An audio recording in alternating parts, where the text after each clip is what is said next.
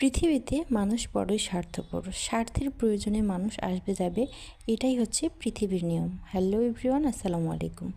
Share করছি আমার আজকের দুপুরের খাবার। আজকের দুপুরের খাবারের প্রথমেই নিয়েছিলাম পটল আলু মাছ দিয়ে একটা ঝোল তরকারি, যেটা আমি বাটা মশলায় রান্না করেছি।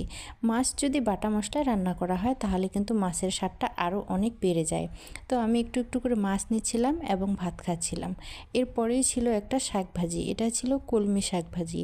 আমাদের বাসায় প্রতিনিয়ত দেখবেন যে শাক ভাজিটা থাকবে, যে কোনো একটা শাক লাগবেই। শাক ভাজি দিয়ে ভাত খেতে কিন্তু বেশ মজা লাগে।